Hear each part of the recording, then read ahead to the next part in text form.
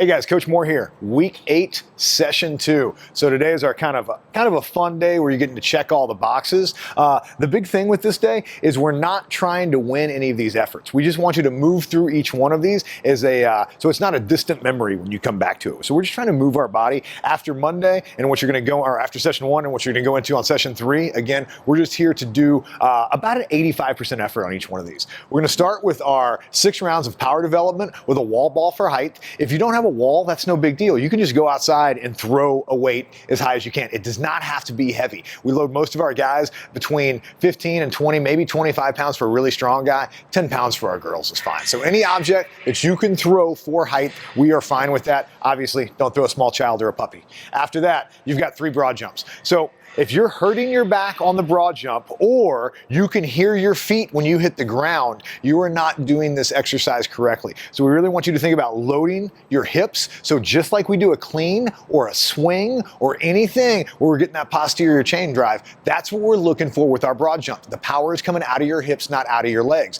Your landing should be soft. If you have a bad back, that is no reason not to do broad jumps. You can just do squat jumps, but still focus on landing softly. So again, we only want to see as much power as we can see control. That's what we're looking for with this. 60 to 90 second rest is going to seem like a long rest, but as Coach Smotherman said about Wednesday's session, we are recharging the battery. So don't worry about not being able to, you should be very rested and recovered when you're coming in each one of these efforts, and they should all be consistent. So just kind of focus on that.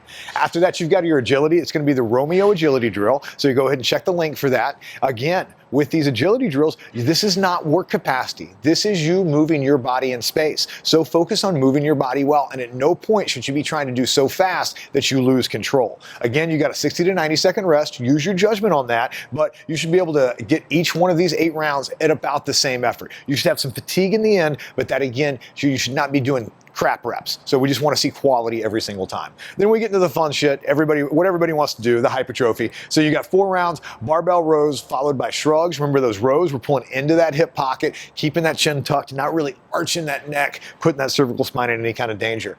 After 8 reps of that, you got shrugs, looking straight ahead on the shrugs. For some reason, people really like to look at their biceps when they're doing shrugs. We don't want to crank our neck down at a weird angle. Just look straight ahead, sing a happy song, you're good. Then you got 60 seconds rest. After that, we're doubling up our rowing with pull-ups and upright rows. Whatever pull-up you can get on that variation. If you struggle with traditional pull-ups, you can go alt grip or a band or even do negatives on those. But my advice to you, or just coaching advice, always try to get a straight pull-up every single time. You'll just never know what your limit is if you always come in on the band. So always try for a pull-up just to see what happens. After that, you got upright rows.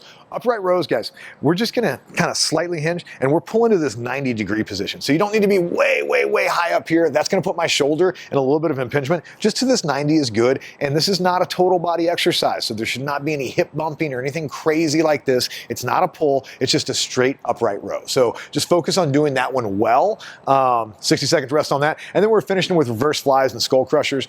Reverse flies, you should be hinged at the hips. So it should be just like a bent over row, that same position. And if the crook of your arm is bending at the top of this, that is not a fly anymore. That's a row. All right. So whatever the elbow position is at the bottom, that's the elbow position at the top. And what I'm doing right now is not a reverse fly. I'm not bent over. I would need to hinge all the way over at my hips for this to be a reverse fly. So focus on your hamstrings and butt should be tight. Your low back should be tight. Your chest should be proud. And that crook of your arm is not going to change. All right, guys, enjoy it.